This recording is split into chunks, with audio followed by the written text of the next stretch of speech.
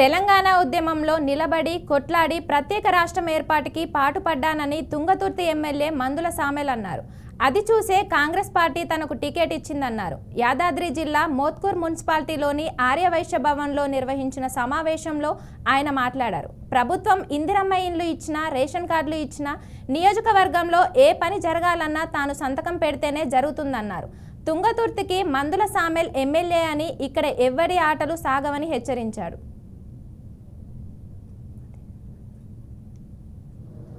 Congress party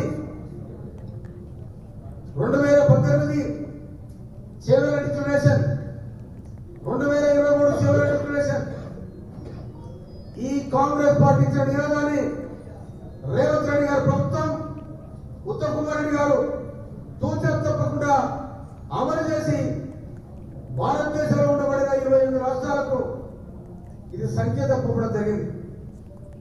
అదేవిధంగా Kamareddy declaration బీసీల కులగణన చేస్తారని చెప్పి రాహుల్ గాంధీ ప్రకటించడం జరిగింది.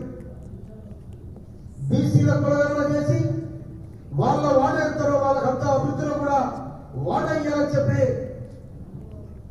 గవర్నర్ రాహుల్ గాంధీ సంకేతం పంపడం జరిగింది. దాని ప్రకారం 1,00,000 మంది ఇన్వెస్టర్లు పెట్టి వాళ్ళకు ఒక 10,000 మందిని సూపర్వైజర్గా పెట్టి దాదాపు 50 రోజులు 150 ఇండ్లు ఒక యూనిట్గా పెట్టి దానికో సర్వేలు పెట్టి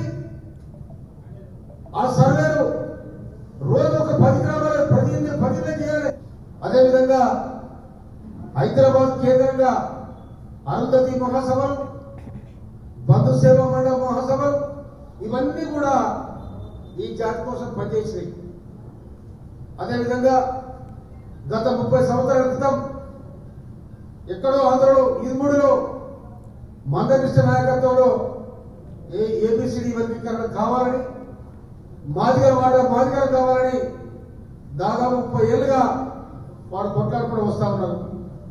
ఏదో ఒక సందర్భంలో ఒక 4 సంవత్సరాల ఏబిసిడి వర్గీకరణ అమలై కొంతమంది కూడా మేలు జరగడం జరిగింది.